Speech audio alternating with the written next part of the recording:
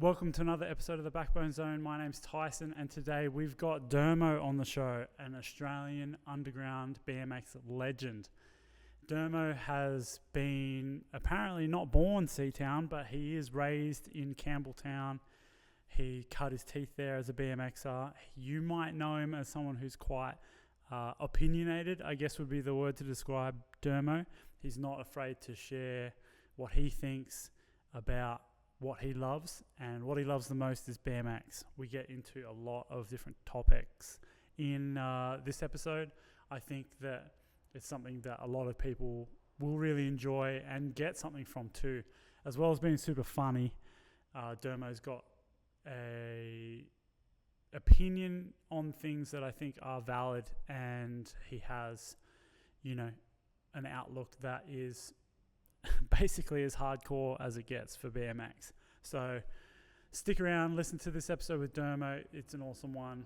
And before we get into the episode, I just want to remind you that Roast the Coast Byron Bay is coming up June 14. So if you live anywhere on the east coast of Australia and you feel like making a trip up for the second stop of Roast the Coast, it's June 14 at Byron Bay Skate Park. The skate park is off the charts. Really good park and an epic bowl. And like I said, this is stop 2 of 5. So we're doing 5 stops for Roast the Coast. And I think Byron Bay is going to be a really good one. So make sure you get to Roast the Coast. If you need to find out more, head to the website, backbonebmx.com. There's a Roast the Coast countdown timer on there. And while you're at it, go and grab some. We've actually got free stickers on there at the moment. You can sign up to the email newsletter and get free stickers, and a bunch of new stuff on the website too. And we've got new stuff coming. So make sure you support Backbone BMX. It really helps me to just continue to bring stuff like Roast the Coast and this podcast to you. So without further ado, here is Dermo. No, dude, it's crazy. Fucking, I've been riding a bike for a long time now, it's crazy. Dude, I agree. Yeah, well, let's get into it, man. I've just hit a record. Dermo, good to have you on the Backbone Zone, man. Yeah. Psyched to make it happen. But, dude, let's get straight into it with the whole BMX divide thing, because I think it's super interesting that we were, we've been chatting for like 10, 15 minutes probably already. Yeah, what do you reckon? Like, you've been around BMX for a long, long time. Like, how you feel the scene and the vibe and whatever. Like, give me your thoughts on what BMX is like these days. So, the way I see it is this is my, full, just straight opinion on it. It's like these dudes can't ride with these dudes and these dudes can't ride with these dudes, But in the end, we all riding bikes, man, but it's like, I don't know, the best way to do it, those dudes on those light bikes with gyros doing flip 720 bar whip flip, it's like they don't even ride bikes anymore. They are just competition. They don't go and ride for fun. You don't see them riding for fun. It's just constantly training. But then you see us dudes that ride trails, street, park. We all can ride together, but then everyone's sort of divided again. It's like, oh, what's that dude doing here? He's on a trails bike or something. But that's just what I've noticed. I'm not saying it's fully blown out of the water, but in the last year, I've noticed it's all coming back, where you got a BMX rider, not just a street rider or a trails rider. There's just dudes now that are just riding, and they talk about it on other podcasts as well. He's an all-round rider. Where I just call it a BMX rider, So. Yeah, dude. I am seeing that too, even with the Roast the Coast thing that we were just at. There's heaps of dudes that are running pegs, but then they're not not riding the bowl. You know what I mean? They'll go, they'll ride the bowl, then they're over at the street course. There's dudes talking about riding trails and things like that. And it's interesting that you say that about the comp riders though, and that's one thing that I kind of harp on about with this and because I actually have a bit of a different opinion of that these days, because I've been more exposed to it by being a part of the competition scene and things like that. It's there's definitely a training aspect to it, no doubt. But I think that like all of those riders actually feel like they can't be involved in it. And that's why I keep like trying to be like, no, you need to come to Act Jam, you need to come to the jams, things like that, because it's almost like they're a bit scared of being judged. You know what I mean? Like, Yeah, I've had conversations with a few people, you know, and that's what you're saying. It's like BMX is BMX. Like, we're all riders. Like, we should just be hyped. And that's the same with the opposite way too. Like, I feel like dudes that are hardcore should be going in comps and shit. Like, I would love to see the nationals where it's like fucking you're riding and Johnny McKellar's riding and all this, you know? Yeah, that's exactly right. Turn it a bit more into that BMX Games vibe of like the early 2000s, you know? Well, when we grew up, you would go to like Devil's Ditch in Camden, and like, man, that was the spot to go back in the day. Like Shane Biffin and all those Camden dudes out there that some of them still ride to today, but there was dudes rocking up. Their bars are forward. They got a high seat post. They got 4 pegs, you know, like, and it was wild, full decked out pads and everything. But then there was also the dudes that had trail bikes and then had all this other stuff. But then them same dudes are all riding the same thing the next day, where it'd be like at Fairfield Ramp or something. They'll be riding the same guys, the same. But it was never then. It was always like, hey, you're sick. You're a BMX rider. That's what I'm getting about being divided. Now it's just like it's I don't know.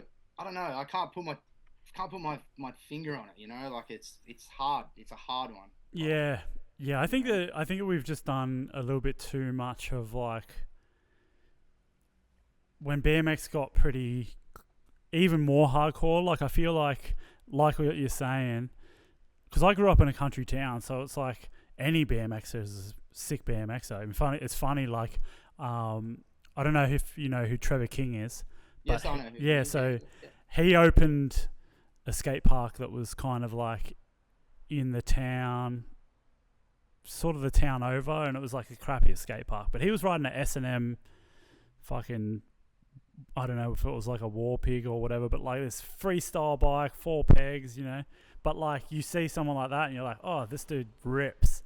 You know, like you're not thinking like, oh, he's a trail rider. I want to be like him because he's a trail rider. Like, that's right. But now it's like, that's what I mean. Now you see a dude roll in, he's got a high seat, 4 pegs, you're just like, street rider. Then you see like someone like you roll in and you're just like, trails rider, you know? And then, I don't know, my bike, Jylan Wall's bike, 2 pegs, set up, you know? He's just a bike rider.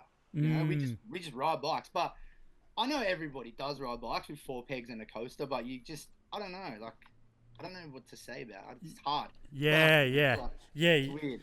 I guess that's the biggest thing, is just trying to be a bit encouraging, which I think this is something that I think, and why I love the fact that you're on, is I think a lot of people, or some people, or I'll just say myself, before I met you, and this is a few years ago now that I feel like I properly met you, I always knew who you were, because you actually had a reputation that sort of preceded itself as this badass BMXer. You know, like I was always reading BMX Press magazines, and you know, you were always fucking having crazy photos and things like that for a long time, man. Like, it's so funny. And anyway, like when I met you, you were actually so positive and encouraging to a lot of riders around, and I was like, oh fuck, Dermo's not like, you know, you're actually not this like hardcore, I don't like anyone vibe. Like, it's actually quite the opposite. I love it. Well, that's right, because when I'm around somebody and I'm riding bikes with them, I'm not judging them on what they can do or who they are. I'm not even judging them, but I'm just like, you ride a bike, but I sort of pay attention to what they can do, and as well as their like abilities and stuff, you know. So when I know that they do something like a bit out of their comfort zone, I'm just like, dude, that was sick, you know. And that'll up a person's fucking ego, man. Then the next week I'll see them, and this is what I do when I'm filming people. They'll be like, hey man, I'll do a feeble to bar on a round rail, and I go, dude, you know, like, you got ice to oppo bar, and they're like, no, and I'm like, you got it. And then they go and do it, you know. Like, I've been doing that my whole life, you know. Like, because I want to ride at that level with them as well. Yeah, yeah. So I always like to just give people, yeah, how you going, mate? Let's go. Get up there because I know you're better than you are. Yeah, that's sick. It's So, good. so where did that tell me a little bit about your, I guess, youth with BMX, because it seems like I said, you've been in BMX for a long time. 35 years now. Holy shit! Yeah, right. Yeah. So like, I come from the Central Coast. Oh, do you? Oh, Um, crazy. yeah, I full just thought Central you. Coast. I just thought you were born at Campbelltown skate Nah, park. dude, I'm not. I'm actually a phony, and Okay. Danger is a phony too. Yeah, So right. just so you all know that, but we're not true Sea Townians. But yeah, so I've come from the Central Coast, and like grew up like super super poor, and shit like that. It was like crap, but I remember my parents had this bike, and it was just like this thing. But all the big kids around, like over the road and whatnot, they were like jumping, right? And I'm like, I want to do this too. So I'm like to my mum or whatever, and I'm just like, oh, get me that bike over there and fix it. I want to do something. I'm like 4 or 5, and these kids, they're jumping off this ramp. I will never forget this. Like, and this is how it started. And they're jumping off this ramp that they just put on the fence, and it was like a good 3 foot drop down off like this door or something, a bit of timber. And I just rode at it, and I rode off it, and I was just like, whoa, whoa. Then kept riding it. Then this thing, like, it snapped, and I was like, fuck. They put this timber back up, snapped in half, and I just didn't know anything of it, and I rode at it, and it just bucked me straight over the bars, and I landed on my head, bang, just everything turned green. Mind you, I'm 5. I don't know how I remember this, but I do. And I was just, man, and I got up screaming, man. I remember I ran home, blah, blah, blah. My mum's like throwing that bike away, like in the corner. And I was just like, that next day, man, I grabbed that bike. I go over to the dudes, and I'm just like, can I ride the ramp again? And that was it. And then ever since like then, I just love riding, like wherever it was, just riding off a gutter, or just riding like a hill or something or anything. I just constantly on my bike, man, like learning to fix a bike at 6 years old. I could change a tube, Wow. I could like split a chain with a hammer and a screwdriver because that's all I knew, like I didn't even know what tools were. I used a shifter till I was like 10. Yeah. And then my mate's like undoing his wheel with a fucking 5/16, like spanner, and then I'm like, what the hell, I'm like, you Yeah. can do that, and then yeah. But I remember when I moved to like Sydney. So I moved to Sydney when I was 5 or 6. So it was not long after I moved from Central Coast to Campbelltown. And dude, I had my bike out straight away. That next morning, I had my bike out, and I grew up in like the roughest fucking area. Like it was crap, dude. Yeah, right. And like that first day, man, I remember like going outside, and like I had like just this bike. It had like some bar pads on it with like checkers, as like the bar pads and all that. Like it wasn't nothing. It wasn't anything. And this dude's like come my next door neighbor, and he's probably the only person I'm scared of still to this day. And like he's like come over, he's like, well, that's a shit bike and that's a shit hat, and he's just fucking spat right in my face. Oh my And god, I'm like, dude. this is Seatown, man. And I'm like this little kid, man, and I'm just like, whoa, what the hell is going on here? I just want to ride my bike in my street because I come from a community where I never seen anything like that. And then so that was that, and I was just like, holy shit, right? So this is like what I got to put up with. But right up the end of my street, there was like these humps, like grassy hump things, and that was just every day. I would just ride my bike off them every single day. I couldn't do tricks. I couldn't do anything. And then I guess I just seen. I remember the day I went past like the local Mexican hat, and I seen it would have been Guy Gentle. I believe it would have been him, and he's just done a 720. And I'm about 10 years old, and I was just like, you can do this on a bike. I didn't know that. I thought you just jump on a bike. Like I didn't know, like, we didn't have TV and shit, like we didn't have none of that, so I couldn't watch anything. And then by that time I was like still 10, parents don't care about you where I grew up. 10 years old, I'm riding myself down to the bowl. It was like 20 minutes. Oh, maybe not 20, maybe 15 or something.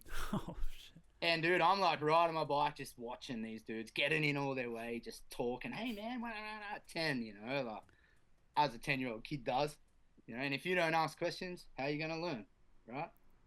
And then I guess it just took off from there. Like within like 5 days, man, I'm taking a hand off, Yeah, and then right. the next day I'm taking a foot off, and then I'm coming home with like a bar end in my chest or something, Like mum's like, "What have you been doing?" It's like, fuck, And I didn't want to tell her I've been sneaking out, Then I'd just make up lies. I just car pulled out on me or something, Like it was pretty crazy. Yeah, Oh my god. but I guess from there, like that's I guess that's where it all took off from. Just that day at that house on that ramp that dude built. Wow, that's crazy. Yeah. I don't know how I still remember that, but I just remember it like it was yesterday.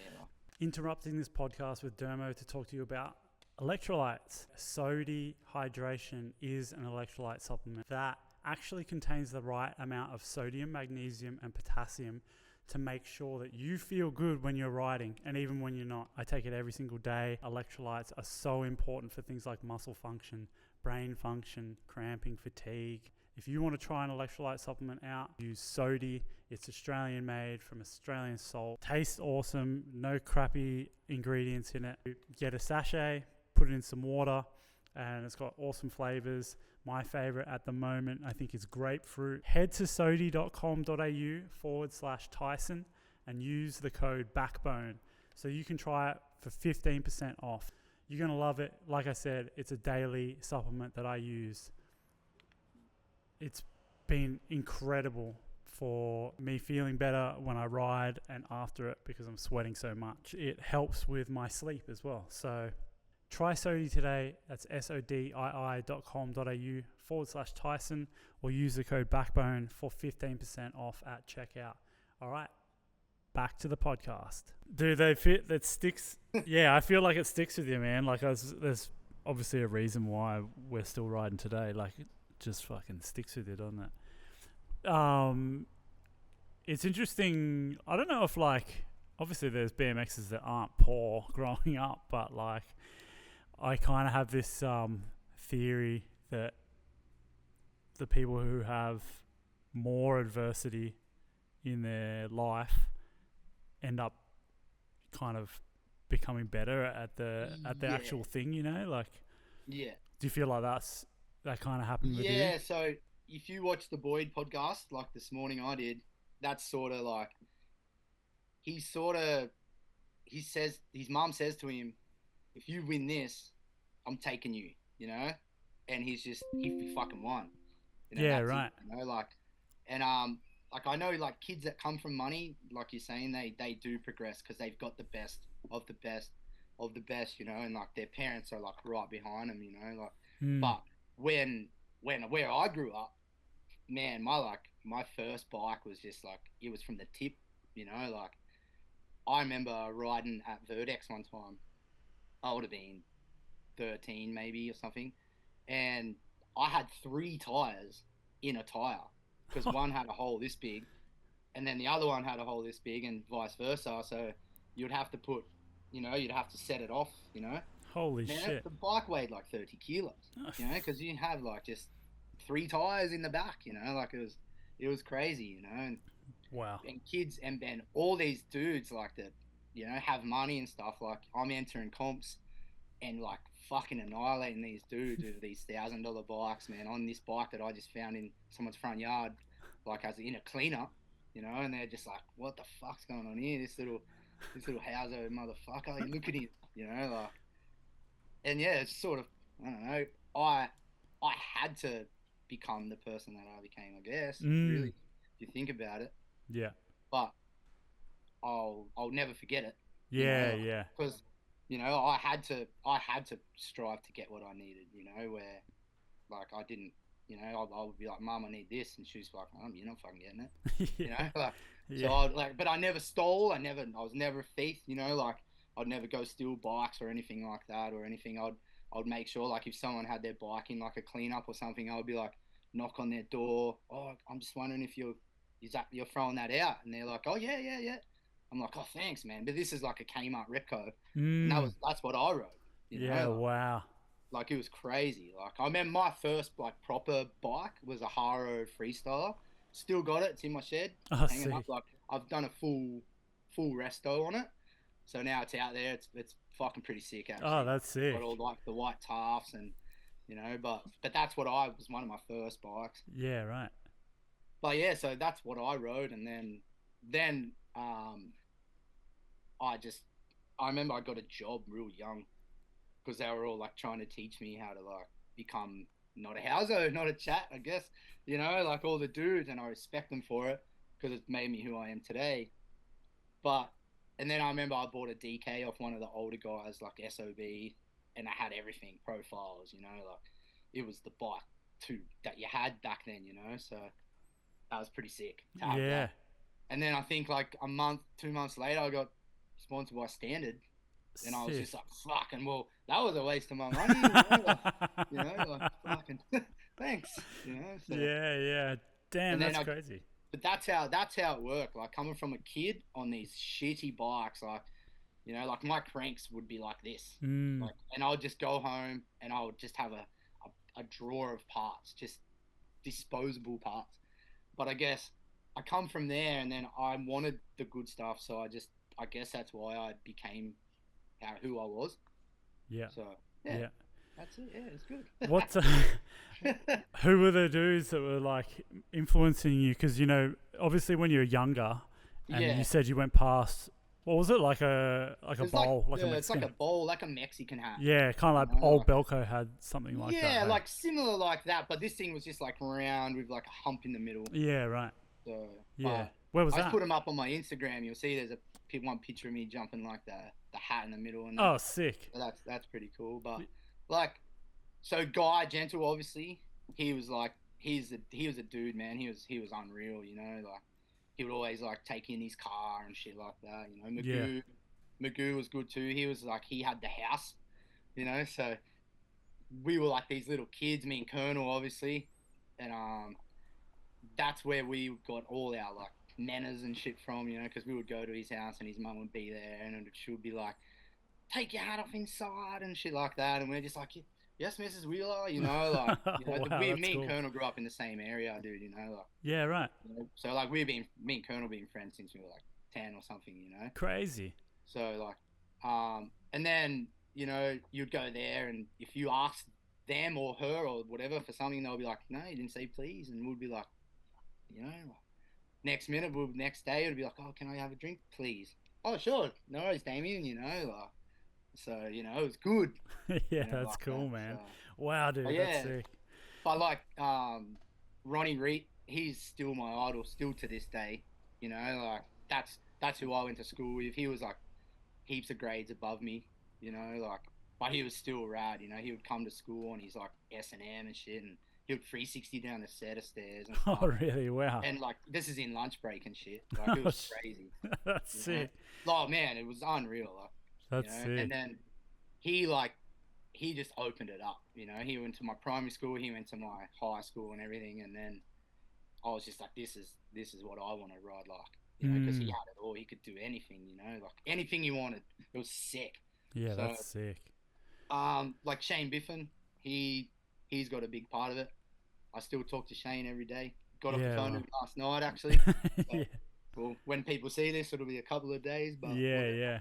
But yeah, and like we talk all the time, and me and Shane, and like Shane would take me around to so many places. Like he would be like, "You meet me here, and if you're not here, I'm leaving without you," because that's how he is. He's a prompt guy. Yeah, right.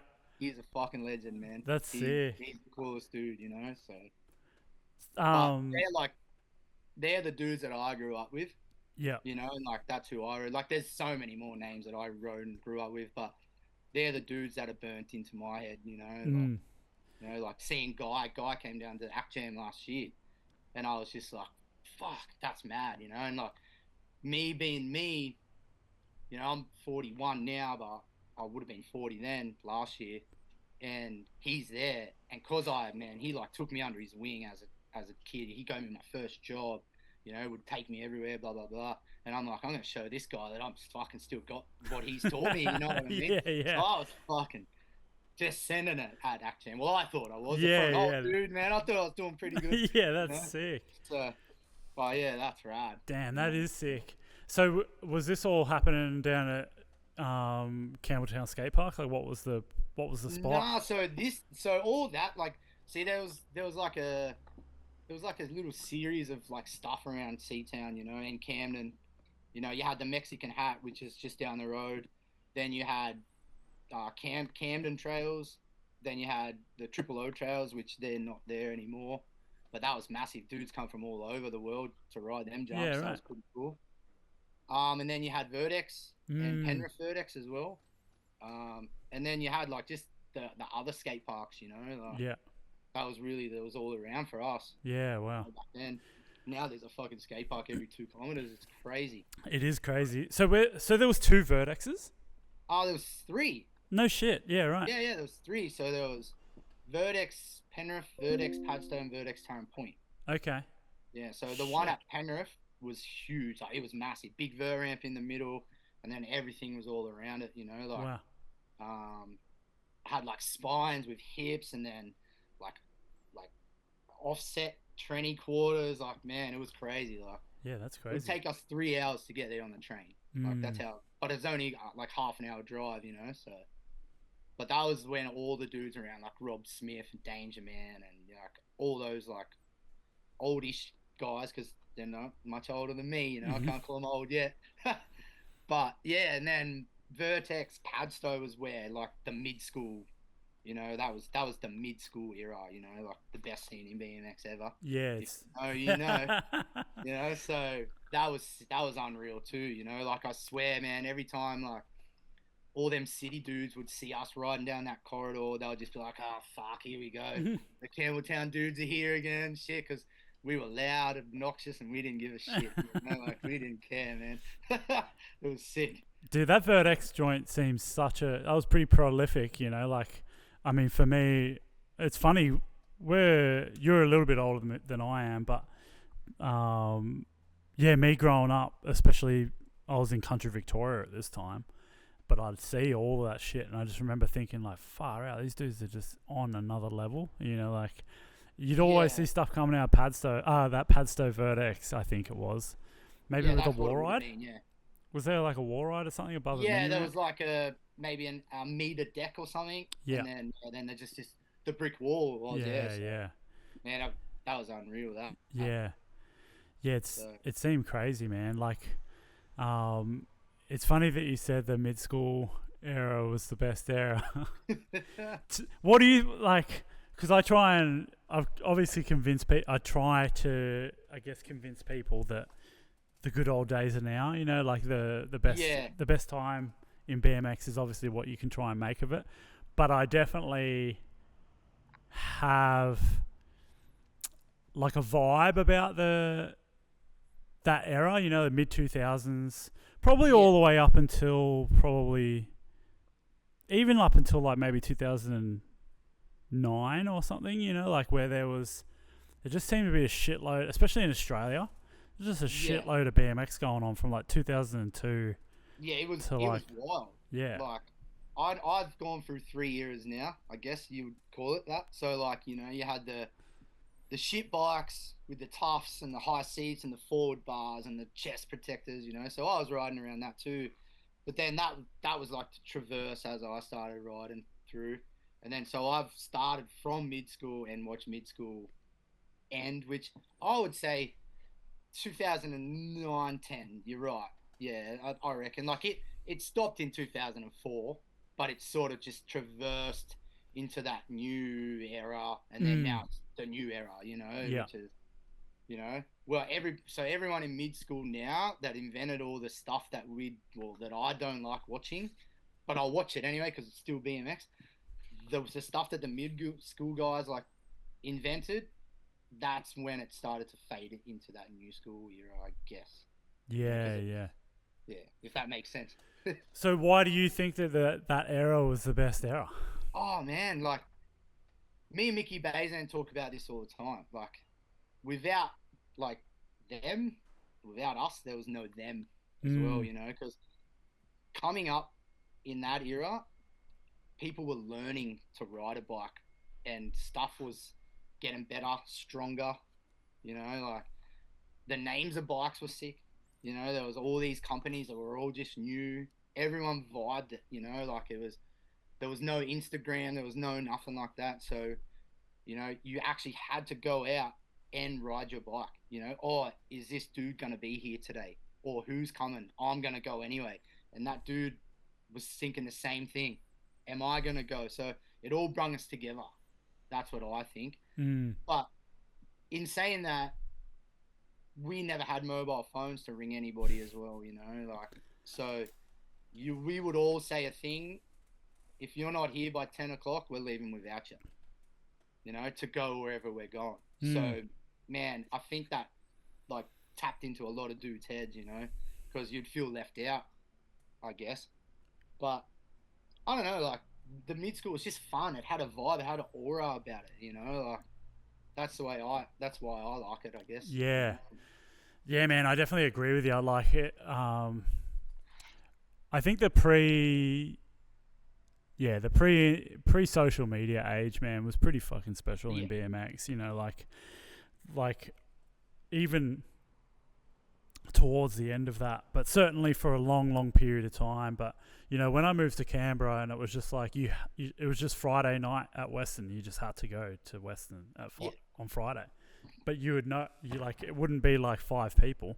It'd be like fucking 50 people like on the deck, you know, like it'd feel like a jam, but it was just like Friday night, you know. Whereas I think that there is a bit of a with social media, it's almost like you can view it, so that's almost as good as being there, so you don't go, you know. You know what? You took the words out of my mouth, dude. Like, now you can just be like, hey, I wonder what this guy's doing. And you just look on his Instagram or something, or stories, just tell people what they're doing anyway, you know. Like, you know, if you're not posting, you're not riding, really. That's I said. I'm trying to steer clear of that lately, and I know a lot of other people are as well. You know, like, I love posting. It's what Instagram's for. Yeah. You fucking post shit on it. That's what it's for, man. Like, you can't just like be like, oh, this guy's always posting shit, blah, blah, blah. Well, that's what it's designed for. Like, but now, like, exactly what you said, if you're like feeling shit or down and you want to go ride your bike, sometimes you're just like on the Instagram going, well, I don't want to, because I can just see it here. Yeah. It's like the computer games now. You know, how about they go and just ride their bike instead of think they're riding their bike on a fucking computer, you know? Like, I don't know, man. It's weird. Like, don't get me wrong, I'd like to play this game that everyone's fucking playing, but it's really hard. I've tried to play it. It's super hard. It's way harder than riding, put it that way. What game is it? I don't know, man. Yeah, fuck. It's a game on the PlayStation, and it's just like you got to like actually use the control, and you got to like, oh man, it's really, really hard. Like, but there's people that are really good at it. Yeah, you know? No doubt. I guess maybe they can't ride a bike. I don't know. But whatever. But Instagram is like I said, Instagram's sick. I love Instagram, but it sort of blows it out as well. You put a clip on there and it's lost. No one ever sees it again. That's it. You know. Like, I actually want to. Same old thing. Everyone says the same thing. You know? Totally, man. Yeah, I actually want to do a podcast, a bit of a solo podcast, just talking about sponsorship because I feel like in this day and age, well, not even about sponsorship in general, just about being a BMX rider in general. I feel like in this day and age, it's almost not worth putting stuff on Instagram for the reason that there's so much of it. Unless you're legitimately doing the fucking absolute wildest trick of all time, and maybe it blows up and, like, you know, millions of people see it, but then it just disappears. Like, it's gone. It's in the void. It's in the void. And that's so, like, we sort of talked about it very briefly before this started, but like, it was actually kind of a unique way that you started riding for Backbone, right? It was you hit me up, and that's right. But I was like, yeah, for sure. You know what I mean? And the thing is, people are probably like, well, maybe they don't, but just so I can clarify, it's like you're 41 and you're a fucking killer rider. Like, don't get me wrong, but like the stuff that you do in real life resonates so much harder with the people that you do ride with and affect, and the things that you're doing that you could not post on Instagram for a year. It doesn't, or you know what I mean? Like, because the things that you post on Instagram doesn't need to be the best riding, because the best riding's just fucking so oversaturated. But there's no one that's doing like what you're doing, like interviewing dudes and trying to make videos and fucking getting around to all different jams. Like, very few people do that, and that's what I think is almost the most important part about being a influential rider. You know, like is to be someone who's out and about making shit happen for BMX. Just doing it all. That's exactly right. Like yourself, you're keeping New South Wales BMX. Fucking, we said it before. Like, ain't no one else doing that. Yeah. Like, you know, like Brodie Butterfield when he was in New South Wales, Sydney. Yeah. Man, props to that dude. He was just putting a jam on once a month. For sure. Tom Borman was doing that. That's like, right. Yeah. Here and there, and then I was just like, well, fuck, there's no one else around. I'm gonna start. Let's do jams, you know. 100%. Yeah. So I was doing the Halloween jam. You took it over from Act Jam, but anyway. Yeah. So I was doing that. I'll probably do it again this year if it doesn't like collide, you know. But like, if you're doing that and keeping the scene happy and full, man, you're doing something right. Yeah, that's that's almost way more important than the good trick you just learnt. You know what I mean? Like, because that brings everybody together. That's the main thing we need to do. Like this goes back to the Instagram and the no phones, right? What you do and what Brodie was doing and myself, Tom, and whoever else holds jams, that's bringing the scene together. Because back in the day, we brung our scene together. That's where, all right, this is where everyone's going to be. This is where we're going. Now, the Instagram thing. He's there. I don't want to go ride there because he's riding there or something. Or there's someone that doesn't like someone's riding there and they know they're there or something like that. Or I'd rather just watch them ride, or you know, like that's exactly right. But if you're doing stuff for the scene and making like your jams and your comps, and you know, you're killing it. That's exactly how it should be. Yeah, yeah. That's what. Yeah, I mean, that's actually sick about the Halloween jam as a side note, because Act Jam is the 7th. And the 7th to the 9th of November, so it works out. That's this year, yeah? That's this year, yeah. Yeah, so what's Halloween? So that'll be the week before. Yeah, yeah. Hopefully. And then the week after is the Roast the Coast finale in Newcastle. Oh, yeah, that's right. Yeah. So I tried to back it so that the people that are from overseas are still like around. So maybe, you know, if there's the Halloween jam before it, dudes can fly in. Hey, that'd be sick. Fucking maybe we should do that. Halloween jam. 3-week fucking... Yeah. Whatever that BMX bender. Yeah, that'll be sick. That'll be right. Yeah, dude. I'll tell you off air, but the Act Jam this year is going to be insane. Yeah, sick. Yeah. So. Oh yeah. I'm keen on that. Man. I mean, you could go on for days about Instagram. It's got its pluses and minuses, but I just think that like, to get back to sort of what I was saying with the sponsorship thing, the separate video that I want to make, it's almost like, I think that that's valued more in the eyes of companies these days, to be someone who is more, you know, creating things for other people to enjoy about this sport, because you've either got to be the complete fucking Garrett Reynolds of street riding, or Logan Martin of park riding, or, you know, whatever it is, and you've just got to maintain that for ages on Instagram. And no matter how good the clip is, people probably forget about it. Or you can do things that have like long-lasting memory. You know, like when you put on a fucking Jerks jam or whatever, people will be like, "Fuck, that was sick! I can't wait to go to the next one." You know, that's exactly right. Builds. Well, there you go. I left him out, but Aussie, but he does it too. You know, he runs the Kirk Jam for him and Jalen every year. It's annual, this thing. You know, that's the 26th of July. And man, anyone can come to that, you know, like, you know, and that's another thing too, like, just, you know, even Boyd's off the couch, Yeah, that's thing. right. Like, Yeah, the off the couch that's thing. sick. Yeah, hundred You know, percent. like that's mad. Yeah, Like, yeah. I think the more God, we things. faded away there. Sorry. Nah, Sorry. fuck. I just think that those things are all, yeah, fucking pretty powerful.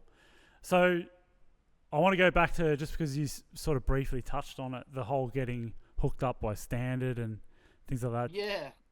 Talk to me about that era of BMX for you, when you started getting hooked up. Did that change shit, or how did that Oh feel? man, that fucking changed my life, dude. Made me who I am now. Really, I guess. Like, just let me have a little think. Hang on. I guess so. When I started like progressing and stuff, you know, um, I'd like be rocking up to places and like I'd have holes in my shirts and shit like that, and I rode in tracksuit pants for years because I just that's all I could afford, that's all I could have, you know. And then I remember like I can't remember his name. He was a big dude, but he was like the Etnies rep around like this area for like dirt bikes and that.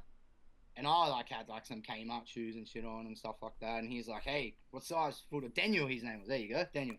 And he's like, "What size shoe are you?" And I'm just like, I'm a 10, you know. And like I was only little, and I didn't know. I just said I'm a 10, you know. Like, Yeah, and he's just like, "Here," and just throws me a box, you know. And I'm just like, dude. And I'm just like, wow, you know. He got me a T-shirt, got me some stickers and stuff, and I'm just like, this is unreal. Like I've still got that same T-shirt.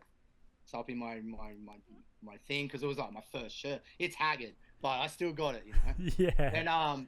And then like so that was no like hookup then, you know. But I remember riding one time and we were somewhere, and I remember Shane Biffin was like, "Oh, that's Terry from psychology then," you know, and he's like blah blah blah. So I just turned it on, you know, like when he was, I think we were at Vertex one time, and oh, I know exactly. Yeah, this is exactly what happened. I remember now. He goes, "That's Terry from BMX Mafia," blah blah blah, and I was like, "All right, cool." We were in a competition, and I just fucking turned it on, and I was just like, "Oh my god, I'm going to win this comp," you know. I won the comp, by the way. And and dude, and then that comp ended, blah blah blah, and then Terry comes up to me and he's just like, "Would you like to ride for standard?" And I was just like, "What do you mean?" Like he's just like, "Well, you want to ride for standard, you know?" And then I'm like, "No worries." But prior to that, I think Shane got hooked up by Allied, and he come up to me and said, "Oh, would you like to ride for a company called Poor Boy?" And I was like, "Fuck, that fits the description." So that's Steve from Poor Boy, but that was through psychology at the time, you know. And then um, that's how all that came around. And then so I was in the shop one time, and I went in there and blah blah blah, and then I got to know Terry and all that, and he's like just like, "Well, here, blah blah blah, here's some stuff just to get by and all this." And I was just like, I think I was like 15 years old, maybe, I reckon. Yeah, it would have been about 15. So I was like all high headed on my shoulders, you know, like everywhere I went, I was just like, man, I just didn't care. I just told everybody, you know, because I was like, fuck yeah, I'll ride for a bike company, you know. I knew what it was, but I didn't know how big it was and all that either, you know. So I was just like, hell yeah, look at this, I ride for standard, rah, rah, rah. And then Terry's like, you ride for the shop too, and I was like, holy fuck, you know. And then a 15-year-old kid getting hand the key to the city, you know. I was just like, oh my god, this is fucking unreal, man. Like, you know. And then I remember a couple of weeks after that, we were riding Vertex, and there was like this like wedge to wedge. No shit, it would have been like this high, maybe this far apart. A straight double bar spun at front in front of Mike Daly, and he was talking to somebody. And as I rode off, he goes, "Holy shit, did he just straight double bar spin that?" And I'm sure like Daly's like kept an eye on me or whatever, you know, because he was the Etnies guy back then, you know. And he come up to me that night and he's just like, "Do you want to ride for Etnies?" And I was just like, "Fucking, what do you mean?" You know, he's like, "Ride for our shoe company," and I was just like, fuck, kid in a candy store, dude. And he's just like, "Sick, give me your address, blah blah blah, man." And then next minute, this package, just like as big as my house, just turns up, and I'm like 15-year-old kid just opening, just shirts, man, just I'm just like, whoa, like 5 pairs of shoes, just piles of shirts just in plastic and shit. And I'm just like far out. And then I guess from there, I just turned into this non-little thing and made it just everything to be everything, like, so I'll just, oh, I sort of don't know, like, I don't know. I've lost myself. Edit that out. Fuck. Nah. I think that yeah. So you obviously like got hooked up like it's pretty crazy. It all sounds like it just Yeah, dude. started happening. That's what I mean. That's why I got locked. Like right then, I was going back to it, and I was just like, so I was getting a Yeah, bit yeah. funny. But yeah, like, right now I'm back. Right, so, and then yeah, so I was like this little kid, just overwhelmed so much, and then I'm Mm, just like far out. So every time I'd go ride, I'll just ride to the best of my ability, like yeah, I couldn't help it, and I guess that's where I got my like, appearance and all that stuff from, because I'll just I'll try anything, anywhere, anytime. I just didn't care, whether it took me 50 goes or one go, So like, I'm pretty angry. So if I didn't land something, man, I'll be throwing my bike and screaming and yelling, and I guess that's where I get my reputation from as well, a little bit. yeah. Okay. Like, I'm a big teddy bear though. Yeah, Like, yeah. I know, like before this all started and that, like I said to you, like you asked me if I wanted to ask some serious questions, but I'll just, yeah, but like, I'm a big teddy bear.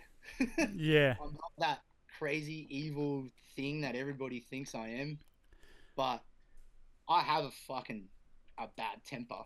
I do, and I know how to use that bad temper too, which is scary, But I just don't go around hitting people because, like, Yeah, as yeah. everyone thinks. I swear, there's people out there that just think I just hit people because I hit people, which you need to piss me off. You need to get on my nerves for me to hit you, like, say fair if we're at the pub and someone's being a dickhead and he spits on me or something, I'm gonna fucking knock him out. Anyone's gonna do that.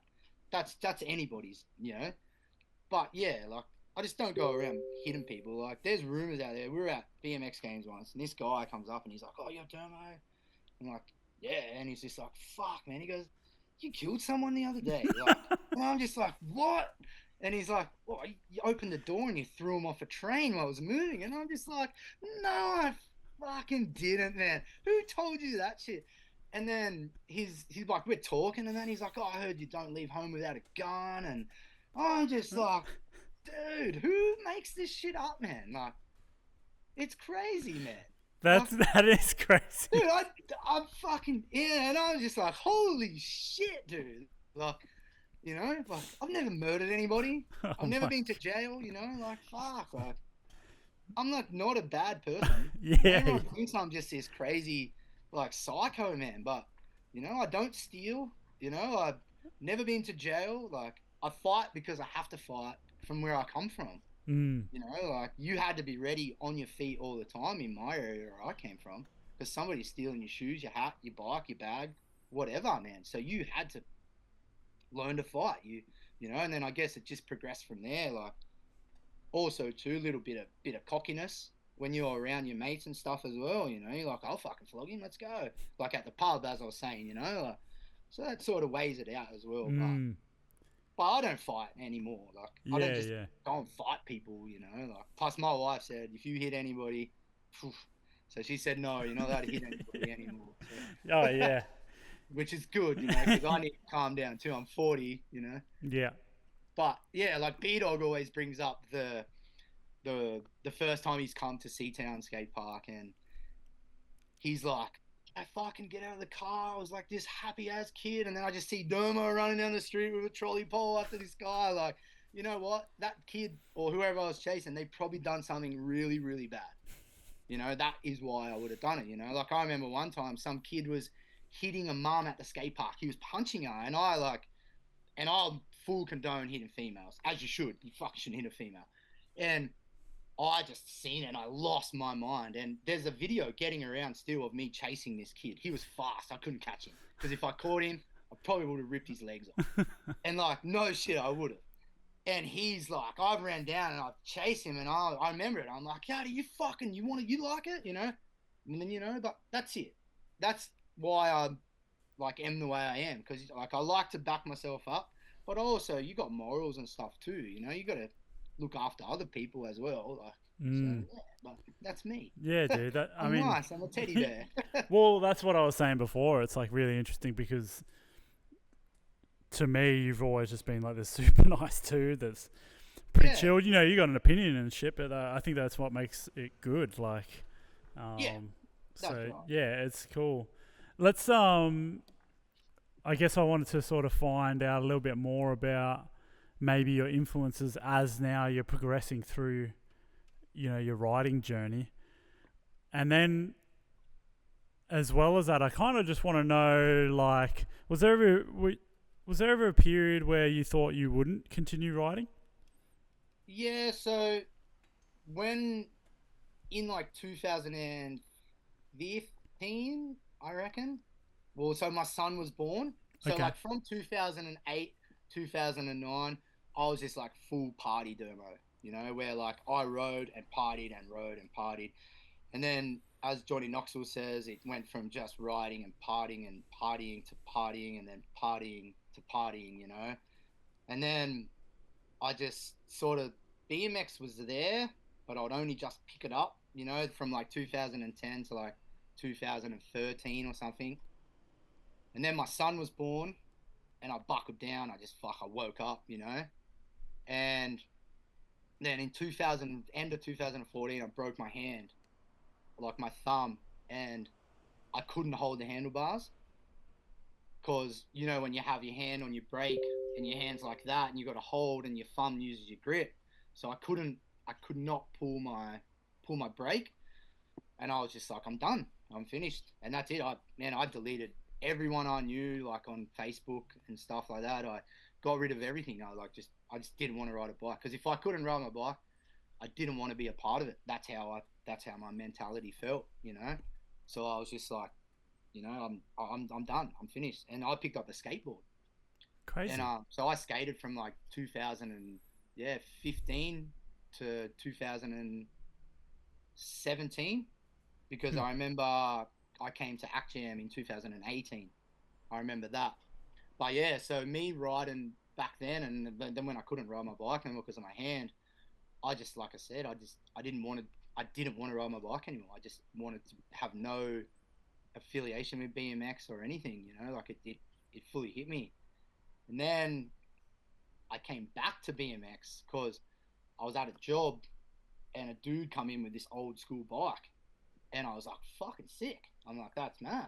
And I'm like, I used to ride bikes, and he was just like, oh, blah blah blah. And I'm just like, showed him some stuff, and he's just like, oh, you did ride bikes, And I'm like, yeah, I did. And I came home, and I'm like, where's that old bike? And that was my first bike that's still in my garage now. And I started doing that up, taking the paint off it and whatnot. And then I think I went down to Hell on Wheels, and I walked in, blah blah blah, and Tom was just like, "Holy shit!" Like thought I was just missing. Like probably everybody else thought I was too. You know, and I started building up this bike, and but I was in Tom's shop fucking 5 times a day or something, because I was like, I need a ball, I need a link or something like that. And then he's like, oh, next week there's a jam on at Matt Corey Field skate park, and I'm like, dude, I'll fucking come. And he's like, really? I'm like, I'm coming. So I rocked up, and dude, I didn't know anything about BMX's changed, because from when I stopped to then, that BMX era just, it went from dudes having the noisiest gyro brakes with low seats, tight pants and pads, and like the white buckler sack helmet, to just this four pegs, baggy pants, you know, like coaster, just street only. But then there was this offset out here, which is now, which is what I like, the bowl scene. That's sick. Like it's fucking unreal, man. But and then you had the trail guys, obviously, that just haven't stopped. So, but then I was like, I rocked up, and I was just like, holy moly, there's like 40 people here, 50 people. I'm like, this is cool. And I just dropped straight in, and I rode my bike like I never stopped. And so I remember some dude going, oh, who was that? And someone was just like, oh, that's Dermo, blah, blah, blah. And I was just like looking at all the people. I'm like, he's really good. He's really good. He's really good. And I'm like, Like, I didn't know who anyone was when I came back, you know. Like, I didn't know who Dylan Lewis was. I didn't know who Jason Watts was, you know, the Boyd Hilders and all that. I didn't know who anybody was. So I've had to learn BMX again. So Wow. it's sort of good in a way because it's like started again for me. It's like I'm that 10-year-old kid again. And, you know, then when I stopped, and then now that I've started again in 2018, it was just, now it's mad. I'm learning all these new riders, who's who in the zoo. I'm learning to ride my bike again, you know, because I was still rusty, obviously, you know, like I couldn't really, you know, do it as good as I could. And then now, from then till now, I just have not stopped. I've been eating it, sleeping it, breathing it, you know. But I went and seen Terry. I got a new bike, and I said I don't want brakes because we're at Seatown Skate Park, and had my old shitty bike, and I was having trouble with my hand. And Sean Gardner, I'm like, give me a go of your bike, and he's like, all right. And I'm like, holy shit, I can hold on. I can actually grip my fucking handle grips. And I'm like, build this bike for me, Terry. I don't want brakes. He's like, really? And I'm like, I don't want them, man. And you know what? It took me a good year to learn how to ride brakeless. Mm. And now I don't even want a brake. I couldn't even fathom what a brake is now, you know? Like, it's part of me having no brakes. So that's it. And that's what got me back into riding. Tom invited me to that Stranger Things comp that Jaden Fong put on at Mac Fields. Yeah. And then a week after that, I remember seeing Danger's little episode that he done with Tom with the podcast that Tom does, and he like was talking a lot about me, and that upped my spirits as well, you know. And I was like, "Fuck, I'm going back. I'm coming, man. Look out, I'm coming back." You know, so, and I haven't stopped. Yeah. And I'm like, have not stopped, man. I'm like borderline harassment, dude. I ring people every day. I message people every day. Like, dude, what are you doing? Let's go ride. Let's do this. Like, dudes pick up their phones now and they just see my number and they don't even fucking fathom that I'm there. Like, I'm that annoying. Like, all I want to do is ride my bike. That's it. Yeah, that's and sick. You can't hate me for that. Oh, dude, that's you know? the best. But the thing is, you can hate me for trying to take you away from your life because that's probably what I'm doing. But I don't see that. You know, like, I'm like, all I'm thinking about is BMX, you know. But I don't think about that they've just done 14-hour day at work and they want to go home and chill with their missus, or they want to go do something else, or, you know, where I'm just like, I want to ride my bike, you know, like, and then when I get home is when I do all my stuff with my family, my children and stuff, you know, and like my wife, she gets it, she understands mental health, you know, like, that's it, you know, so. Yeah. Yeah, that's awesome, man. Like, it's crazy because I do feel like you're super enthusiastic about it. Like, every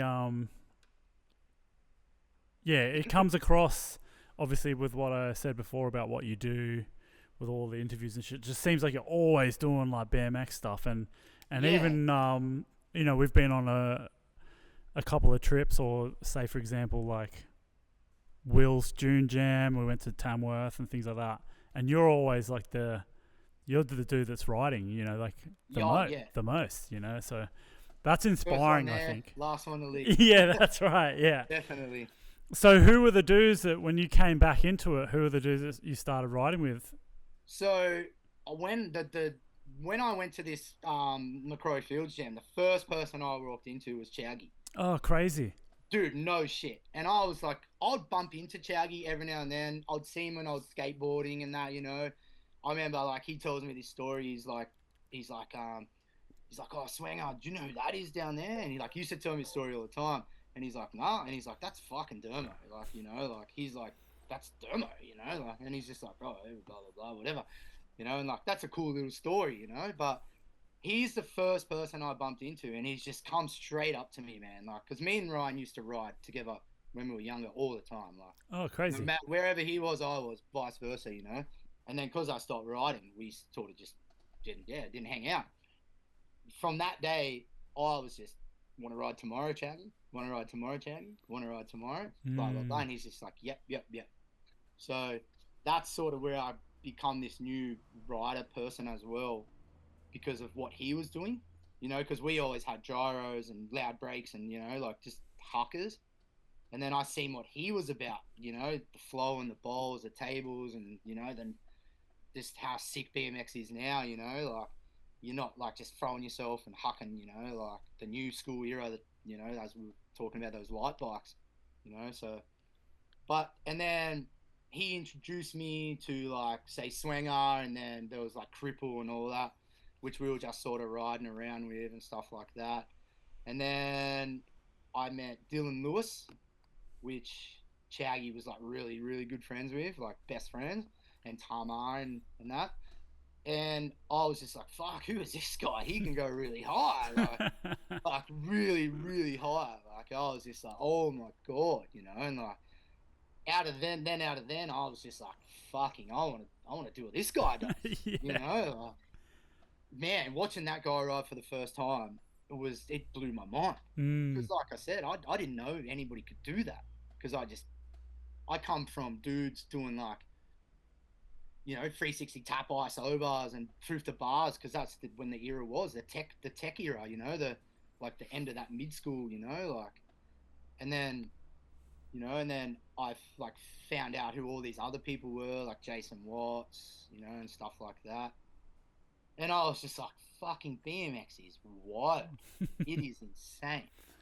So I changed my whole perspective in life about BMX after I watching all these dudes. I'm like, this is what I want to do now. Monkey see, monkey do. Yeah. And that's where I am now, you know? Like, Yeah. dude, my C-pole, when I first come back, it was like this big. Now my C-pole is like 3 fingers. Like it's actually shorter than Thomas Borman's. Oh, yeah, wow. You know, like, so that's telling you something. Yeah, So, yeah. but, Yeah. But yeah, so but just stuff like that, and like all these other dudes like overseas as well, you know, like the Cordovas, like Matt Cordova's sick, dude. He's chill as, you know, and Corey Walsh and all that as well, like the ball flow guys. But even the street dudes as well, man. Like I didn't know who any of them guys were as well. But to me, they're all BMX riders, so I'll get in there and I'll watch all their podcasts and I'll follow them, and you know, like, follow everybody that's just keen, you know. I don't just follow people that like don't follow me back. I want to follow them because I want to see what they're doing. Yeah, you know? for sure. That's why, you know, but whatever. Yeah, But if you follow me back, sick. You know, like, that's mad. Yeah, follow me back. That's cool. But yeah, but yeah, so that's pretty much how I got back into it and who like opened my eyes into it, you know, like Johnny McKellar, you know, like watching him ride, and James Fox's video that came out probably 2 months after I started riding. Actually, no, because the Prem was at ActJam, wasn't it? Like there was a Prem at Van's Pro Cup as well, I think, for his video. Maybe that's what it was. But I remember I got it on the DVD, and that's what taught me a lot about who everybody was. You know, I sort of knew who like Chris Hardy was, and you know Weapon, but I didn't know like Weapon was like. I knew him as Denny Stevenson. I didn't know him as Weaponhead. You know, Yeah, so I was like, I came to Canberra one time, and he's like, I'm like, Denny, you know, and he's just like, Dermo, what's up? And I'm like, and then they're like, hey, Weaponhead, and because all the boys were talking about this Weaponhead guy, and in the movie it's Weaponhead, and I was like, who the fuck's this guy? You know, like, and then I'm like, oh my God, that's you, like, because like, man, like when I last seen Denny, he would have been like 13 or something, you know, from back then, you know, maybe like 13, but, you know, but yeah, they're the dudes mainly that, you know, that I come back to riding with. Yeah. And then from then I've like just met a million people. Like it's unreal, and people have welcomed me back in, and you know, like as you said, I've had this what's that word I'm looking for? I've had this thing about me, like everyone thinks I'm this weird person, but now that I've come back, I'm like a fully changed person. I was an asshole, you know, but now I'm like heaps different. I'm like a chill, just relaxed, you know, because that's how BMX is too now. It's chill and it's relaxed. Yeah, for sure, you know? Back then, BMX was not chill and BMX was not relaxed. You know, like Reese Mackey would rock up and he would like just throw you around like a rag doll, you know. Yeah, like, right. And that's what we would do. Like we'd jump on people's cars and light fires and throw fireworks. So these days, man, you ain't doing that. Like, yeah. I remember at the first ActJam I come back to, and there was a lady, she's pushing a trolley on the dirt because all like ratty BMX riders are like sitting on the thing to Belco to the box jump, and I just started doing a donut around her on the dirt on my bike, and Boyd Hilda is like, "Fuck, what are you doing, man?" You know, it's like I was being disrespectful, you know, but I wasn't being disrespectful, and he helped her up, you know, and helped her trolley and move it. But I wasn't being disrespectful. I was just being me because that's what we used to do, you know. And then straight away, boy would have been like, "Look, this fucking dickhead," you know. So then I was like, "Oh, well, I'm not a fucking dickhead," but I was just like, that was me having fun, and that's how we used to have fun, you know.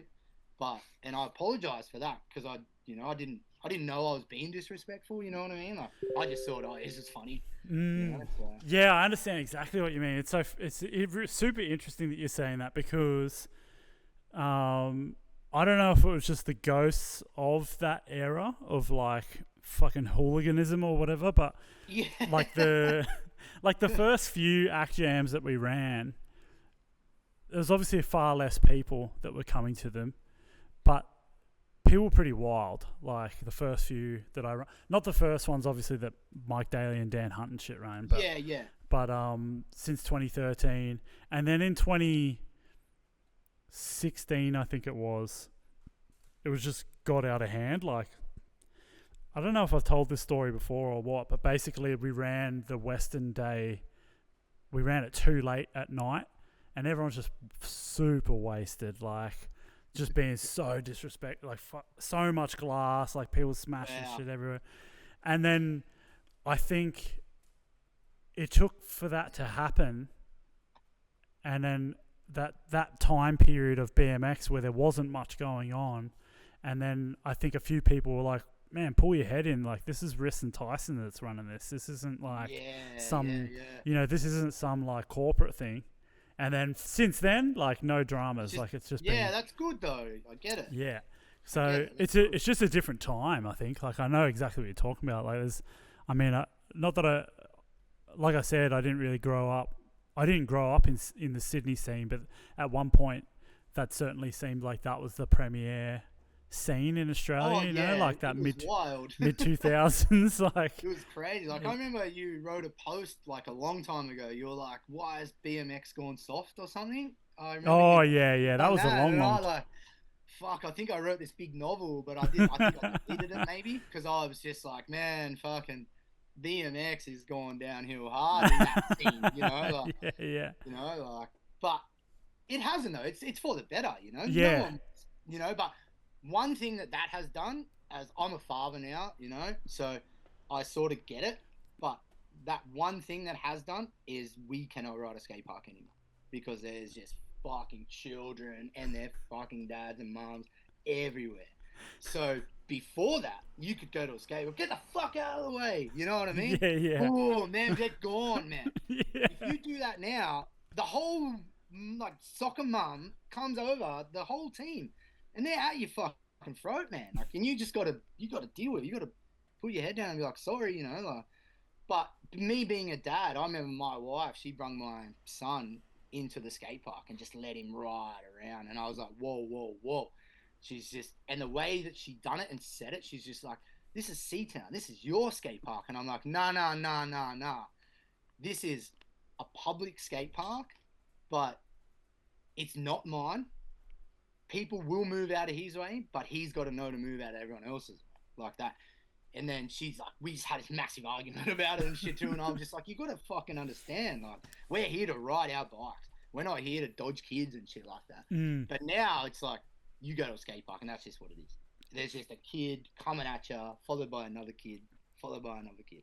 That's why I'm at the trails a lot now, because I'm just like, I'm not fucking going nowhere near the place. You know? So, yeah, far out. It's an interesting one. I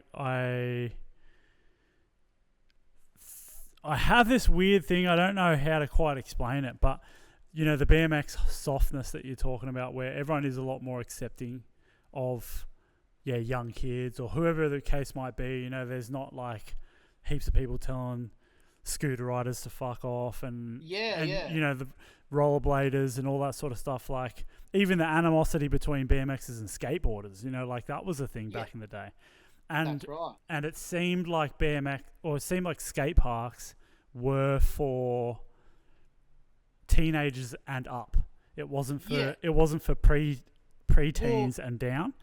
To me, and I always talk about this with like Ben Piggott and whatnot, that's where we went when we needed to get away. You know, like, because we grew up in like such the shittest fucking way, you know, like my mum would be punching me in the head because I fucking ate a cookie or something, you know, like legit just beating the shit out of me because I took a biscuit without asking or something, and then I just need somewhere to get away. So that's where you'd go. But then you had the big kids at the skate park.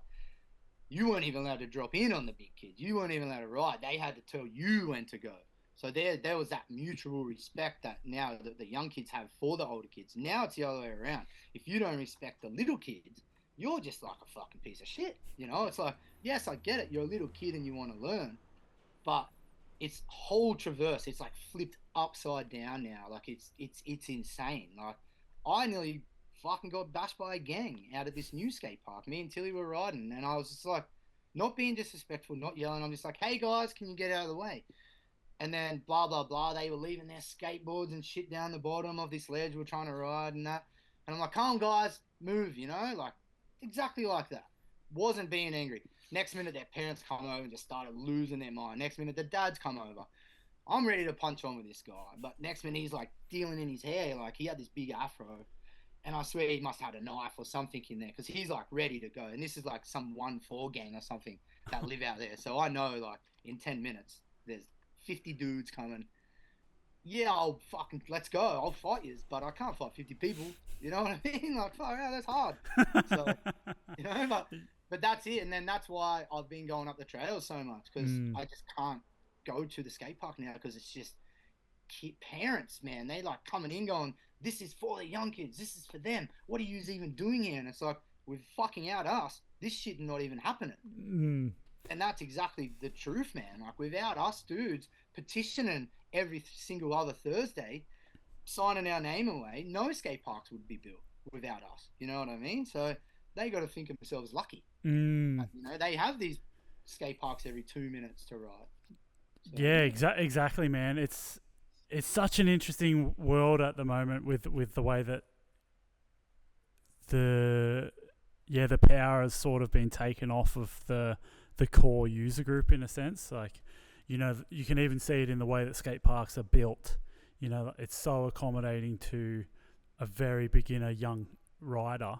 And I can understand and whatnot.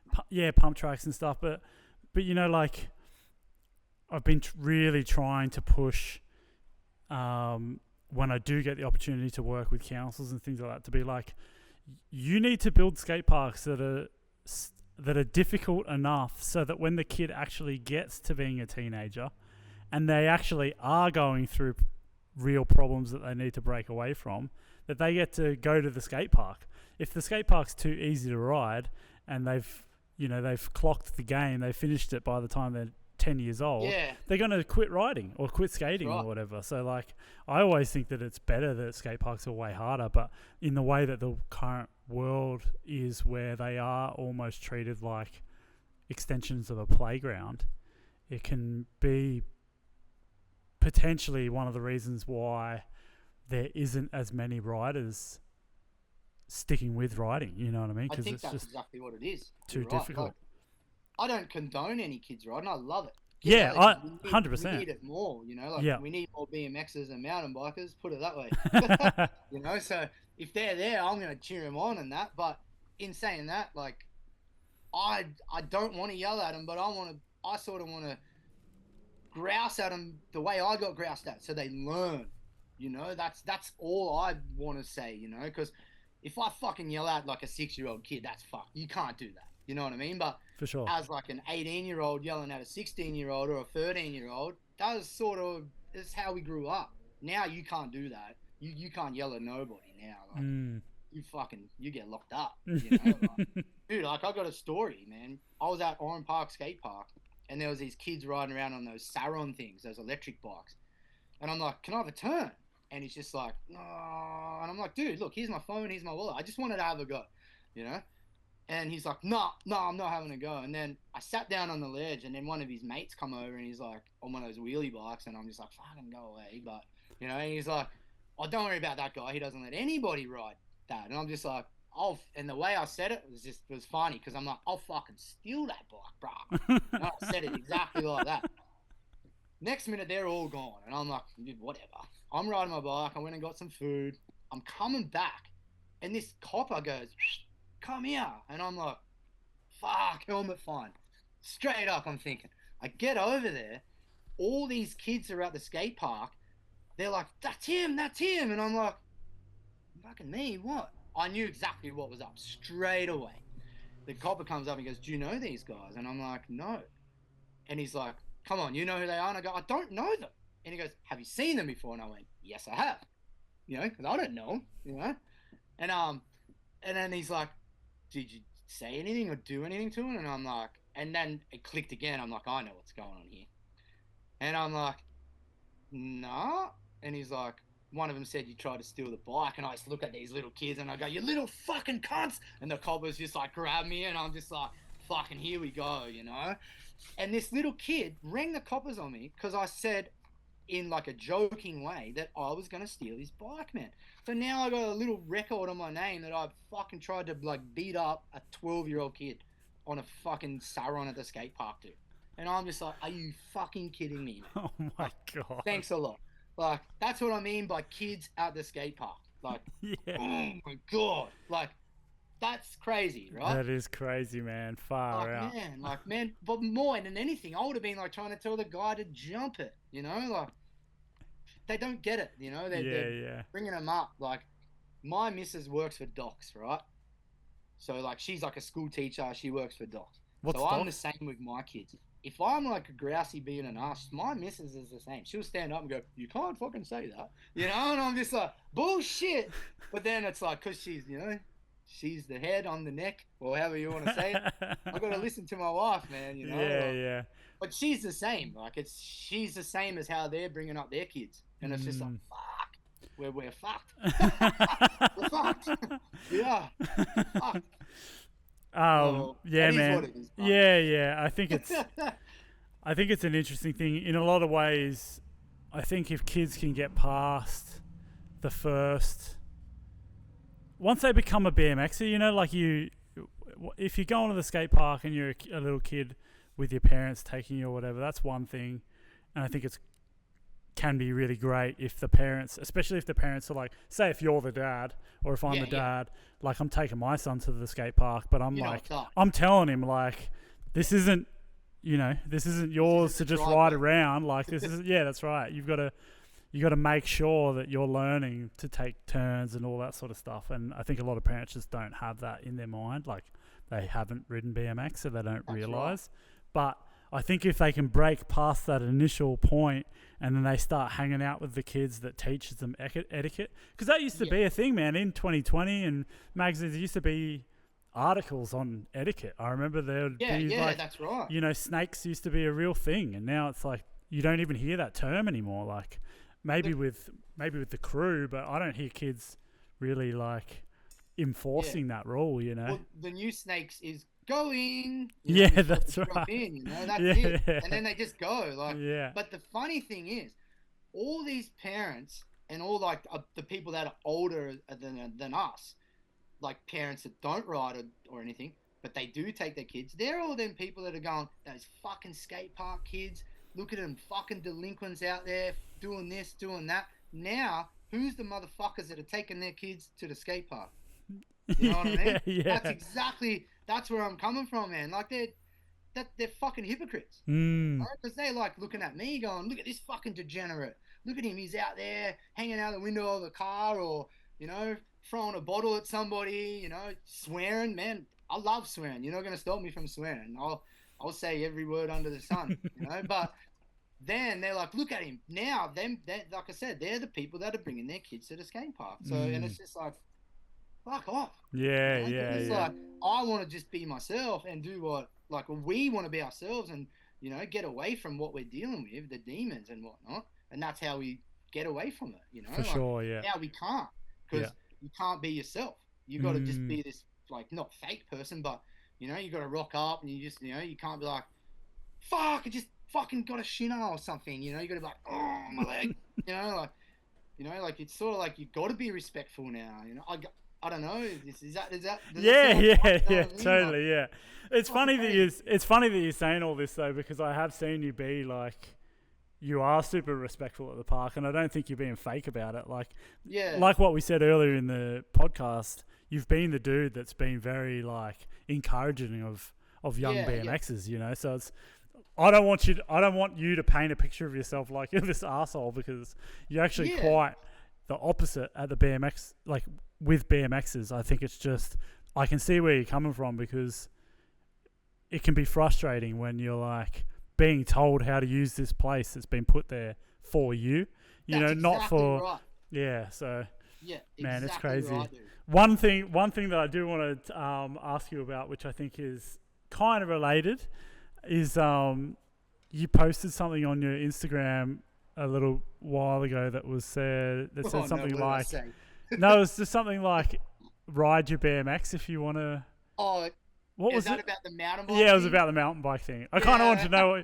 I wanted to know. I want to talk to you about that. So here we go. Right now, I'm a core BMX rider. That's the new word, I guess. Core BMX rider.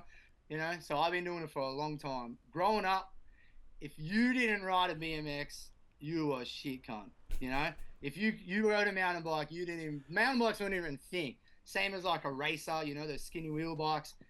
We had a name for them, you know, like we would call them like skinny fagmobiles, you know, that's what they were. Same as mountain bikers, you know, like that's what it was, like just go away. Now these days, it seems like the cooler thing to do, because you can't ride a BMX. Anyone can hop on a mountain bike and go for a ride in the bush. Anybody can do that. Same as those kids on them wheelie bikes, you know, like it was more thrown at them as well as the dudes that are riding, like Weaponhead, man. You should hear me around that dude. I'm just like, you're wank car, you mountain bike shit, fucking, you know, like. But I'm saying it as fun. If you ride a mountain bike to begin with, go for it, right? If you're a BMX rider and you're injured and you're riding a mountain bike because it's softer, you're a pussy. Dude, I got a broken back, I got blown out knees, I got it all. I don't care. Ride your bike. There's no excuse. There is no excuse at all. That's clearly that. Then you've got these companies out there that are making mountain bike parts. They're a core BMX shop. I get it. You've got to stay afloat. I get it. No worries. But when they're putting their brand on it, kids are going to be like, oh, wow, Mom, look, that hectic BMX brand is making a mountain bike part. Can I get that now? Then you have people like Dennis Henderson, Josh Dove, Sergio. They ride mountain bikes in their spare time. That young kid that rides a mountain bike, that can't ride a bike very good at the skate park or can't build his own jumps, but can get on a mountain bike and just ride straight into the bush and do some fucking Burmy kicky out shroupy thingies, as they call it. He sees Dennis Anderson on a mountain bike and goes, oh, Mum, the world's best BMX rider's doing this. How about I don't want to ride the BMX anymore. I want to ride a mountain bike. Now BMX is getting lower again. Then another hardcore BMX company brings out another mountain bike part. Oh, hey, look, I don't need that. I've got this for my soft fake back, you know, like fake knee. So therefore, now BMX is going down again. You know, I don't know if I can say that any better, but that's what I feel about it. Like, if you're a BMX rider, get out there and ride your BMX in your spare time, because you can still ride your BMX. You know, yes, people like they do it with their kids and their moms and their dads. That's fair enough, man, and I get it. But when you're like so into something, go and do it, because it's dying. Our sport is dying. Like, it's not. You know, like, look at your shop. People are going to buy mountain bike parts. They ain't going to buy BMX parts. You know, look at the Anchor. No one's buying BMX parts. They're all buying mountain bike parts. Mountain bikes, I've like watched some things. Like, I don't watch it, but I've seen things. It's huge. It is massive, because anyone can do it. Not everyone can ride a BMX. So these days people take the easier option. And that's my view on that. Dude, I think that you are completely spot on with why people do it. I think that because I've done solo podcasts on this sort of stuff before about mountain biking, and my whole position on it was that I actually think the BMX should take should try to bring mountain bikers from mountain biking to BMX by offering some sort of alternative model, because at the end of the day, BMX is dying. Exactly what you said, right? And I think the reason why is because everyone thinks like, well, one of the reasons why is what you said, where it's like, it's easy to start at the top of the mountain, go to the bottom of the mountain, and you've had like a good time or whatever doing that on your mountain bike. Right. And I think this is where, this is my opinion on it, and we could have conflicting opinions. But I actually think that things like, say, We the People doing that Swamp Master bike, where it's a BMX, it's a suspension BMX, right? Yeah, I remember you told me about this. Yeah. But the idea is that actually keeps people within the realm of BMX. You know what I mean? So it's like... I get it. That's where... Because I don't want dudes to jump ship and go completely out of BMX and then go ride a fucking trek or something that doesn't have... I've seen it happen like firsthand. Or I know I could say 20 BMX riders that don't even ride a bike now. They all ride mountain bikes. Oh yeah, I mean there's dudes... And it sucks because them 20 BMX riders, you know, they're the toss up and down of BMX shops closing because they're not supporting it. Yeah, completely. You know, that's where I get it from. But don't get me wrong, I don't hate mountain bikers. I don't hate anybody that does it. You know, like that's just my opinion on a mountain bike. Yeah, for sure. Yeah. That's like myself saying I go for a skateboard. It's sort of the same, but I'm not hardcore into skateboarding like these dudes that switch over, you know? Yeah. You know, like I don't understand how Dennis rides a BMX and a mountain bike at the same time. He takes them both with him now. Yeah. And I'm just like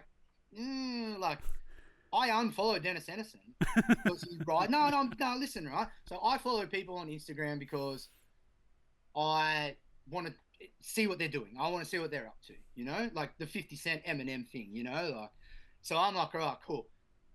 He was putting up too much of that shit, dude. And I'm just like, see ya. I don't want to watch a dude ride a mountain bike. I want to watch a dude dropping off a 2-story roof and landing on a handrail because that's what I know Dennis has. You know, like that'll be like me tomorrow going and fucking picking up a cricket bat and saying, see ya, BMX. I'm fucking going to go play cricket. You know, like it's the same. Like, is it? No, cricket, you can't. But do you know what I mean? Like yes, go have fun. Arthur said it to me. He's like, let people have fun doing it. And I'm just like, yeah, I get it, mate. But I don't know. I'm that stuck. I'm stuck. Oh, dude. You love BMX. I get it, man. Like it doesn't, there's not one way or the other way. But I think that there's, what you're saying is right. As well as there's other people's opinion. You know, there's people that go on. But at the end of the day, your idea of people ride mountain bikes and then that affects the entity of BMX as a whole in terms of shops closing down, people thinking BMX is sick, which then leads to like less fucking cool jams and comps. That's exactly right. Because I've said this before. It's like, let's say right now let's just say that there's 100,000 BMXs worldwide. Hopefully there's way more than that, but let's just say that I wonder how many there is. Yeah, there'd have to be you know. But if half of those jumped ship and just rode mountain bikes, it's not like people would be like, oh yeah, let's build more BMX parks. Let's do more BMX jams. Because now there's fucking, you know, only 50,000 people. There's not 100,000 people. And then if it keeps going down... So I think I hear what you're saying. It's like you don't want to see your argument is like you don't want to see BMXers think that to have fun on my bike I need to go ride a different bike. Yeah. You could just I don't know. I think it's just tapped into my brain from a kid, man, where the older kids are just like seriously, I've been brainwashed by the older guys. Mountain bikes suck, and that's just I think it's just tapped into my head. Like even seeing when Akjam was at Stromo that first year, the big jumps, and I was watching mountain bikes ride, I was just looking there going, fuck, like a mountain bike could build it, Tom, you know? Yeah. I was watching mountain bikes doing it, and I'm like, you know, this is a BMX jam, right? You know, like, in my head, you know? Like, that's just me, that's how I think. But I just don't want to see BMX go under because I love it that much, and I think that's where it comes from. 100%, man. I think you can't criticize that. Like, that's how I feel Yeah. too, you know. And behind the scenes, it was funny with that whole act jam because, yeah, Tom is my mate and he built it along with Rain, and he's Tom's a mountain biker, you know, but it was definitely a back and forth. Like, do we let mountain bikers ride this thing? Yeah, you know, I like get it was fucking difficult, and you know, you still don't. It's the same thing. Like, it's like if there was a skate jam and scooters wanted to ride. you let exactly BMXs right. ride it. Like, it's That's like, right. oh, this is built for everyone. It's kind of like, well, it is, but it's also like, Yeah. Act Jam is a BMX event. Yeah, Well, that's exactly how I feel about that. Exactly what you said. If there's a skate jam and then next minute they're like, oh, well, we want some scooters to come and ride, like, you're not having it. Yeah. Even those scooters, you're not letting them ride anyway. But, you know, but like, I get it. The world's just trying to be nice and let everybody in. You know, like, there's that new movie out, 50 Shades of Clay. Oh, yeah. I probably won't watch it because there's dirt jumps in it. I'm not, yeah. You know what I mean? Like, it's probably the best fucking movie you've ever seen, but I'm not gonna watch it. And like, everybody I speak to are just like Weapon and Trizzo and all that. They're just like, just let it go, man. I'm like, I can't, dude. I want to watch a BMX ride because that's what I do, you know. Like, and you know what? I'm a monkey see, monkey do type of person, and I'll probably be like, fuck you, BMX. I'm gonna go get a mountain bike. And you know what? I'll probably be good at that too. So I don't want to do that, you know. Like, and if I am going to do mountain bikes, I'm going to do that crazy shit, man, where they're fucking hauling down mountains, man. That's me. If I was to do anything, I've already thought about it. You know? I'm staying away from jumps and shit. I'm going down them big rocks and fucking as fast as I can, you know, like full protectors and all that shit, man. That's what I'm doing. Yeah. I'm on that speed. I'm never going to do that anyway, but, you know. Oh, dude, that's so funny. Yeah, like I said, there's nothing wrong with mountain bikes. I think it's just been brainwashed into my head. But I just want the scene to be alive. I want to keep it alive. Like, you know, like core BMX shops, they don't sell mountain bikes. They don't sell racers, you know, they don't sell scooters, you know, that's it. You know, are we stupid for, like, are bike shops stupid for doing that? Probably, because they don't make money. But that's the cool thing about keeping it real. Like, you're fucking keeping the scene alive. And unfortunately, that's what happens. It just maybe doesn't work. You know, like, you know, you got to get that out of your head, you know. Like, I've always said, if I was to open a shop, which I really, really want to do still, but I just probably won't. Don't hate me for this, but I would have a corner for mountain bikes. I would have a corner for scooters, a corner for skateboards, a corner for BMX. I don't want anything to do with any of that. Some dude's going to run it 2IC, and a 2IC. I'm running this bit. This is mine. But that's just making my money. Am I being a sellout saying that? Yes, probably. But that's because I want to keep it alive. You know, without that, you can't keep it alive. You know, like, we can, but you can't. You know, like, but that's the only way I do it. Like, you know, it'd be like a big W or something where it's just got everything. Yeah, you know, yeah. like, and that's the only way you'd think about it. As much hate as I have for scooters, you've got to sell that shit. You've got to sell mountain bikes. You got to, you know, but being a core person, I don't want that shit nowhere near me, man. You know, like, but keep it over there. You know? Don't come past this line. Yeah, that's exactly right. Like, stay over there. Go, get away. Yeah. Dude, that's so funny, man. Right. So what's going on with you at the moment? You got any plans for? You got the Kirkjerk jams coming up, right? Yeah. How's your back? I've got a jam coming up, which is secret. I can't. Oh, really? Tell everybody. Oh, cool. But so I've got that coming up. So that's a Chowgy jam. Yeah, sick. So I've got that there, and there's got it at another set of trails as well, which I'm not gonna tell people because it's just not what you do. But yeah, so I got that coming up. That's gonna be sick. I've invited heaps of people. So if you're not on the list, I'm sorry. I'm not meaning to throw you out or anything, but this is just if you don't dig, you ain't coming. Pretty much that's just what it is, you know. Like, you know, I've got my close mates that I ride with around here, they're coming, you know.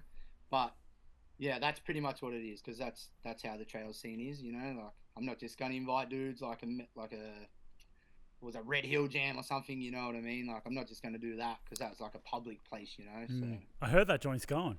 Oh yeah, it's gone. Got leveled last Wednesday or the Oh Wednesday or wow. something like really really close. So yeah, some kid broke his back and or died or I don't know exactly what it was, Shit. but yeah, they finally got rid of it. But that place was fun, apart from the ruts. But it Yeah, was alright. I've never been there, but Yeah, but yeah. So, and you know what? I've just been filming a lot lately, just focusing on that. Like I'm getting old now, you know. It's injuries are catching up. Maybe I should ride a mountain bike. But no. But yeah, so like I'm still gonna ride as much and hard as I can. Like I don't mind, you know. I'm riding, you know, filming a lot. Just been hiding in the trails because I've got no kids running in front of me and no parents yelling at me. mm, But been riding a bunch of street, heaps of street, love street. So, but when I'm not there, I'm digging holes, man. yeah, Just cool. you know, screaming out obscenities, yelling at Shaggy because he's not here anymore. You know, Yeah, yeah, uh, I can, I can yeah. yell at him all I want. But but yeah, so that should be fun. That jam should be sick. But yeah, but hopefully, like I'm injured again from your jam the other week. Just tweaked my back a little bit, but I'm still riding though. Not as like how I should be, but Yeah, hopefully I'm ready for June jam. I hope. yeah, So what's cool. that? 3 weeks away. Are you coming to that? We'll see. So far, I've got to run a jam in Byron Bay Oh yeah, the the next. weekend after. I'm gonna try and get to that too. Oh, So sick. yeah, definitely. Because Yeah, that's only 8 hours from here. So yeah, yeah. And it's yeah, a sick skate park. Like, I don't know if you've yeah. been there before, but Even if I come and I just got to film anyway, but I'm sure Shane will be there. He yeah, put a good video together too. That was sick. yeah, yeah, That was really good. yeah. He did a good job for So sure. I just slapped mine together. I Dude, you didn't even know pumped he was yours out. making one. Yeah, yours came out like fucking 45 minutes after the jam finished. I Yeah, couldn't dude. believe Well, it. I filmed it like as I was making it. You know what I mean? So like I just started from the start to the finish, and then all I had to do was delete the clips that didn't work. That was it. Mm. And then yeah, I just fucking wrote some stuff in it, and that was it. Yeah, it was sick. See you later. Yeah, yeah. But filming's mad at the moment. I'm really enjoying it. You know, I just got a new camera and shit too, so Oh, cool. it's mad and like just trying to figure that out. Still having a bit of trouble with the fish Mm. eye and whatnot. What It's really, what really camera blurry. did you get? I got a Panasonic HX for Okay. 1000. Oh, So sick. it's like it's a professional camcorder, but supposedly the sensor's too big and it can't focus on the outside of the fisheye. So I've had to like put all these like lenses on it, and when you point it into the sun, it just ruins the shot. So like I've got to film always at the back of the sun, and it's just shit. But I've still got my old camera, and I'm just gonna use that for fisheye shots, I think, and use this other one for long and Mm. whatnot. And hopefully I can get my new movie out soon. That'll be good. I'm Oh, just gonna sick. do Banter 2 again. Yeah, That's rad. gonna come out, or I'll call it 2 Banter, Yeah, yeah. something. But I'm gonna run with that. I'm gonna run with the Banter thing for a while, Yeah.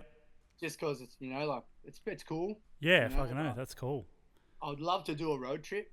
You know, like a like a Road Falls Project X thing. You know, that would Yeah. be fun. But I need some funds behind me before I do that because I don't want anyone paying for shit and stuff. Like I actually want to do like a full proper one. You know, like Oh, that'd be get crazy. get like big dudes. You know, and just in Australia, you know, like Jake Norris. You know, like street dudes. You know, bring LC along because he can shoot it. Mikey Moore, they can shoot it as Mm. well. You know, Ozzy's a good filmer. Get him in there, you know, and that as well. But then, like, you know, just bring dudes like Jackman and some street guys, and then bring Weaponhead, you know, like That'd be yourself, cool. Will Gunn, like shit like that, you know, like That'd be proper sick. dudes, but OG dudes as well as new dudes. Because, like, that's a thing as well. Like, we can't forget the old guys, man, you know. Mm. Like, Yeah, I even agree. though, even though the old dudes are like, we're falling off, man, but we're still there, you know, like, with like as Mickey Bazan said, you know, like without us there is no them, Yeah. you know. So, but it's sick. Yeah, man, that would be sick, dude. Yeah, it's overdue. I think what was that called back in the day? Wasn't there Road Warriors or something like that? Yeah, Road Warriors. Yeah. But No, yeah, it's called like They fully ripped off Road Fools. yeah. Fully. The girl voice, everything. And then as soon as that came out, Road Fools changed their one. Oh, really? Yeah, like straight away they changed it because you know how they'd have the girl start and then she would That's talk. right. Yeah. Yeah, then straight away, as soon as like the Australian one came out, the American one just went to their faces. That was it. No That's- girl anymore. That's so funny. I might be wrong, but I know they changed it around then. Yeah, yeah, I dude, know that's it's pretty classic. cool. Yeah, man, that sounds like a sick idea. Yeah, dude, we'll wrap it up. But Yeah, for sure. I just want to thank you for just being a part of it, man. Like, you've definitely been an inspiration since since we've become friends and stuff like that. It's crazy that you've been. I only knew you by reputation, and to be honest, it wasn't even that bad of a reputation. It was just like Dermo's gnarly and he can do He's a crazy. wild guy. He can do crazy tricks. You know what I mean? But Yeah. having gotten to know you, it's been sick to see No, yeah, how that's it. That's how exactly right. proactive you are, and how positive you are. So That's it's it. Like a lot of people, like you said, they know me by word of mouth and all this stuff, and then people don't actually know like that I'm actually a nice guy. You know what I yeah, mean? Like yeah, it's yeah, like I've got a wife, I've got kids, I work a full-time job, I've got a house, I've got a car. Like, yeah, I'm not a ratty dude in a gutter. yeah, I'm like yeah, I'm a normal person. yeah. And that's how it is. So Yeah, for sure, man. Nah, it's sick, dude. Well, yeah, yeah. thanks for Easy as. sorting out some time, man, and hopefully I get to see you at one of these jams pretty soon. Yeah, I'm gonna definitely try and come up. That'll be sick. Yeah, hell yeah. Hopefully I'm right, and hopefully. Yeah, dude. Yeah, hopefully. All right, man. Well, thanks heaps, Dermo. Peace. Appreciate you, brother.